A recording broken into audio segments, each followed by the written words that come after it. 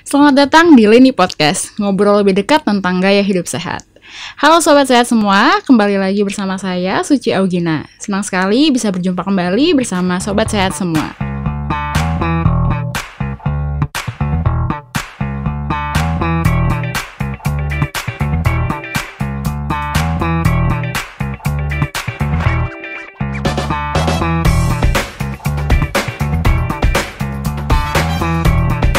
Pada episode kali ini kita akan membahas mengenai bila anak tampak kurus.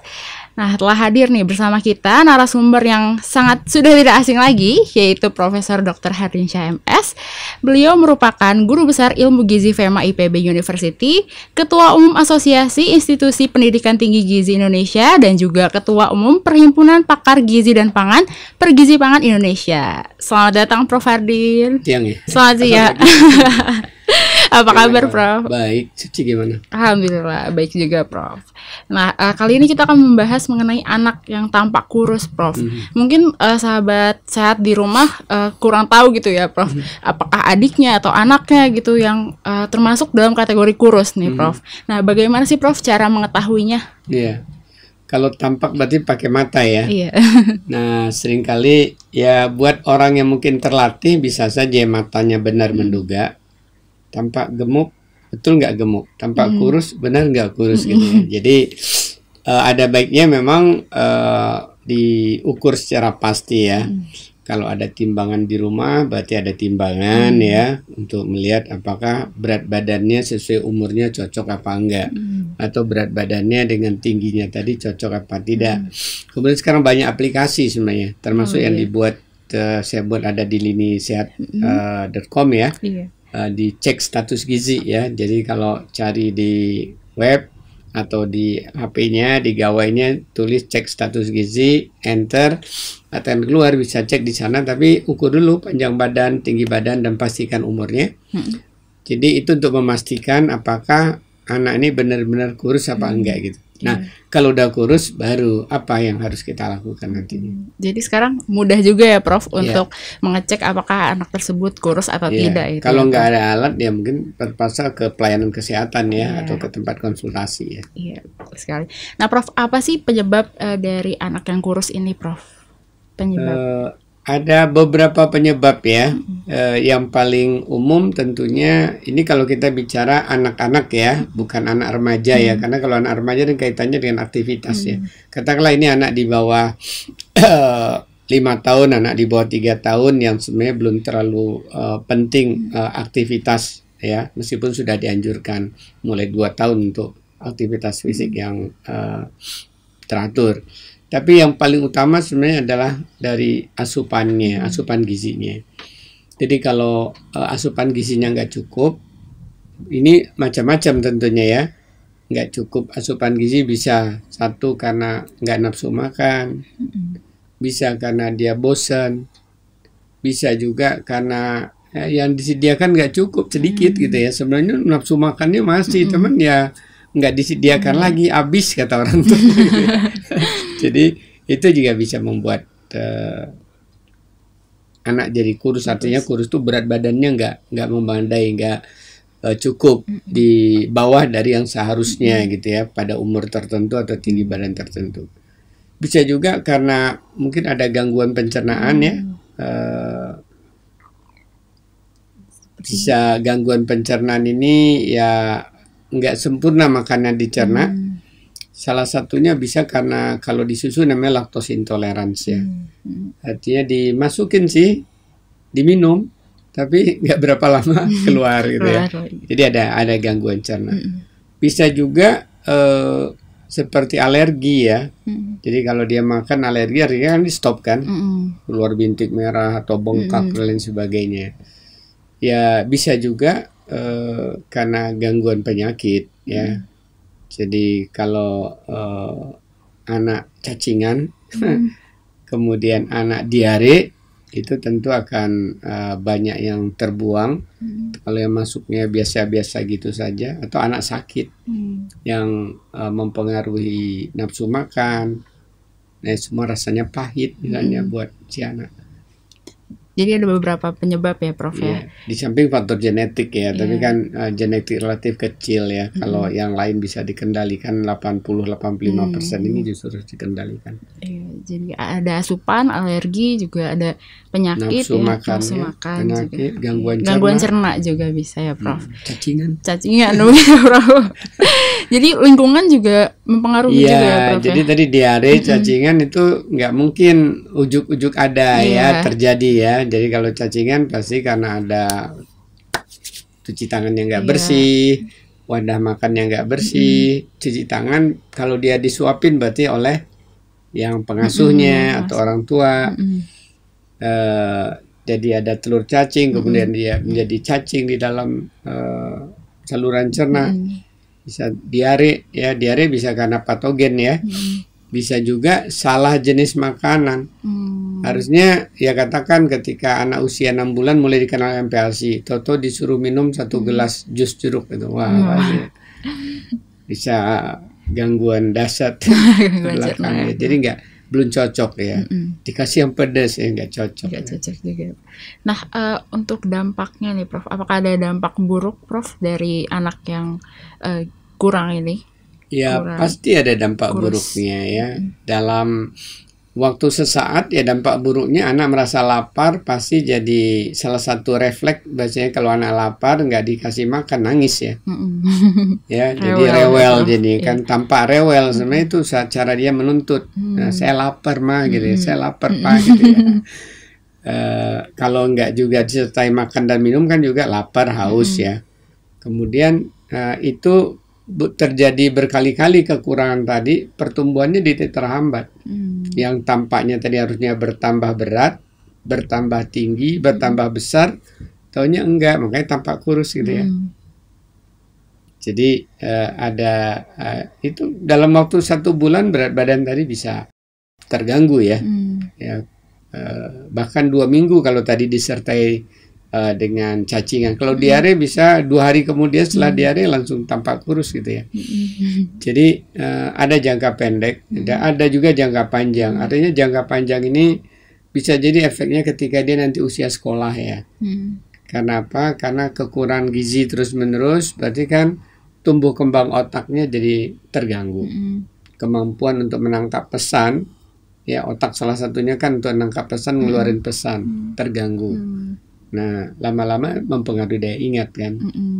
Jadi kalau anak rapornya dapat 8, 9, dia mungkin dapat 6, 5 gitu ya. Pengaruh akumulasi daya ingat yang terganggu, proses belajar terganggu, apalagi kurang makan juga biasanya kurang lauk pauknya jadi anemi kan, kurang darah. Kurang darah juga menurut anak jadi lemas, lesu, lelah, ya. Ngantuan. Jadi nggak konsen ya, nggak konsentrasi. Ya. Itu akhirnya lagi-lagi ya dia jadi tampak nggak berstamina. Kalau harusnya dia udah sekolah nanti, mungkin harusnya dia bisa energik di sekolah, bisa tim sepak bola anak-anak gitu ya, klub anak-anak. Tapi lemes nggak bisa. Belum lagi tadi konsentrasinya. Ya dalam jangka panjang akhirnya ya gampang sakit, karena kan imunitas juga terganggu. Ya gampang sakit, sakitnya ya macam-macam, bisa flu, batuk sederhana, gampang infeksi. Kemudian tadi gangguan daya ingat, pada gilirannya kan itu orang kalau staminanya terganggu, pikiran terganggu, bekerja nggak produktif. Betul. Kak Suci kalau lagi lapar, terganggu pikirannya, lemes, nggak bisa berjalan, apa produktif? Terganggu. Iya, terganggu. Beda dengan puasa, makanya anak-anak nggak disuruh puasa kan. Di agama juga kan anak-anak tidak dianjurkan puasa. Ibu hamil juga nggak dianjurin puasa. Yang dianjurkan puasa kan setelah usia remaja ya. Itu lain lagi kemampuannya dan sudah ada cadangan yang luar biasa lagi. Jadi tadi ya Prof, beberapa dampaknya ya Prof, ada yang jangka panjang dan juga jangka pendeknya ya Prof. Nah, untuk tips mengatasinya nih Prof, mungkin untuk sobat sehat di rumah yang ingin tahu. Iya, tipsnya tentunya kembali seorang ibu, bunda atau yanda harus paham dari alternatif penyebab tadi, sebabnya apa ini. Kalau yanda bunda belum paham, ya baik bagusnya konsultasi kan.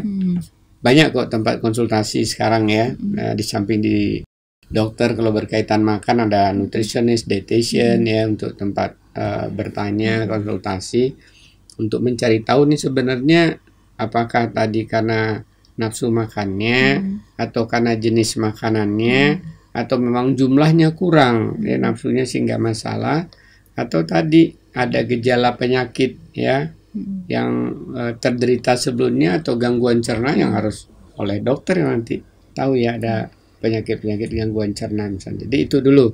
Nah, kalau itu udah paham, maka dimulailah dari masalahnya tadi diredakan ya. Kalau tadi memang kurang, memang jumlahnya kurang. Nah, ya Anda harus meningkatkan jumlah yang diberikan ya. Nah, bisa jadi makanan itu kadang-kadang ada yang gizinya sedikit, ukurannya gede. Bahasa kerennya voluminous ya. Apa ya? Kambai ya. Nah, jangan berikan makanan-makanan yang kamba. Berikan yang padat gizi ya. Apa misalnya? Jadi kalau ada jenis-jenis kue itu ada yang mengembang ya. Yang sebenarnya itu dia mungkin hanya dari 15 gram karbohidrat tapi dia jadi bentuknya segede ini ya. Atau ada jenis roti juga begitu. Tapi ada juga yang sebenarnya seperti cookies, biskuit itu kan kecil dan padat gizi ya. Kemudian apalagi telur, daging, dan telur kan hanya 50 gram itu padat gizi gitu ya. Daging ikan misalnya mungkin hanya satu potong, tergantung usia ya, 25 gram, 50 gram, tapi itu padat gizi. Tempe misalnya itu padat. Jadi perlu disiasati ya. Satunya lagi tentunya kalau tadi masalah kebosanan, nah bisa ada variasi dari sisi olahannya. Ini kan lagi-lagi kreativitas pengasuh ya, janda dan bunda. Nah, kalau dia bosannya barangkali sebenarnya makannya udah beragam, tapi bosan suasana kan bisa sendiri melulu ya. Nah, mungkin diajak dengan teman-teman tetangga atau pergi berkunjung ya ke teman sebaya, teman sekolahnya kalau dia udah TK misalnya kan, atau dibawa ke tempat wisata. Di sana juga banyak anak-anak sambil wisata juga ada tempat makan sehingga kebosanannya jadi bosan bukan hanya karena makanan itu lagi IL jadinya bukan LL ya itu lagi tapi karena suasananya bisa jadi diakrabkan gitu ya Prof. Jadi kalau bisa makan bersama gitu ya Prof. Untuk meningkatkan. Tadi pertama mungkin kalau ada penyakit bawaan bisa konsultasikan dahulu ya Prof. Bisa ke nutritionist atau dietitian atau dokter ya Prof. Juga konsumsi makanan padat gizi juga ya Prof ya. Iya, tadi kan bisa jumlahnya, bisa jenisnya, bisa olahannya, bisa suasananya, atau barangkali ada gangguan. Ya mungkin tadi alergi, mungkin tadi intoleransi, ya mungkin memang ada gangguan penyakit yang itu harus dikonsultasikan. Iya Prof. Ya baik. Kalau gitu terakhir nih Prof, apakah ada pesan-pesan untuk Bunda Yanda atau sobat sehat lainnya di rumah mengenai topik ini Prof? Iya, barusan kita diajak diskusi sama Kak Suci nih tentang bila anak tampak kurus ya. Pertama tentunya saya sarankan pastikan apakah dia betul-betul kurus. Untuk memastikannya tentunya bukan dengan melihat dengan mata, tapi betul-betul kita ukur kalau punya timbangan di rumah, kalau punya alat ukur tinggi badan atau panjang badan di rumah, atau pergi ke tempat pelayanan kesehatan ya, atau konsultasi di tempat konsultasi. Nanti bisa diketahui pasti. Nah, kalau Yanda Bunda punya tadi ada peralatannya, bagaimana mengetahui? Nah, kalau dulu namanya zaman sebelum pandemik aktif di Posyandu itu ada namanya kartu menuju sehat KMS ya. Nah, kalau masih aktif ke Posyandu silakan. Kalau nggak sekarang di gawai masing-masing bisa diakses lagi, akses internet ya. Yang dicek status gizi linisehat.com. Cek status gizi, disatukan. Enter itu nanti akan keluar di sana, tinggal pilih saja yang gambar anaknya laki atau perempuan, pilih juga ya pada jenis kelamin yang sesuai. Nah, kalau kita udah pasti, oh ternyata anak ini nggak kurus, hanya tampaknya aja kurus ya, pertahankan kan. Tapi kalau betul ini ternyata kurus, yang tampak kurus, maka mulai digali. Biasanya orang tua biasanya sudah pengalaman dengan anak ya. Rewel makan, pilih-pilih makan, bosan atau jenisnya, atau dia maunya lagi-lagi banyaknya minum aja, nggak seimbang kan, akhirnya juga nggak pas juga kalau minum melulu gitu, karena kan tetap harus ada padatan yang bergizi ya. Nah ini dengan cara tadi memahami masalah, maka kita bisa mengatasi masalah yang tadi. Kalau bosan, ngatasi kebosanan. Kalau tadi dia jumlahnya kurang, ya harus diperbanyak. Ya, atau kalau tadi sebenarnya jumlahnya udah mengenyangkan, tapi karena kamba, voluminous, ya berarti harus cari yang padat gizi supaya nggak cepet. Kasih kerupuk cepat kenyang, tapi sebentar lagi lapar gitu ya. Betul sekali, Prof. Iya. Terima kasih kepada Prof Hardin ya Prof atas sharing-sharing ilmunya kali ini. Jadi saya dan Sobat Sehat juga tambah ilmunya ya Prof mengenai bagaimana cara mengetahui anak kurus, juga penyebabnya, dampaknya, terus cara mengatasinya juga nih Prof yang penting. Sobat Sehat semua, jangan lupa untuk ikutin terus Lini Podcast dan berbagai video informasi menarik lainnya terkait gaya hidup sehat di YouTube Lini Sehat. Tetap jaga kesehatan dimanapun Sobat Sehat berada. Stay safe and healthy. Sampai jumpa.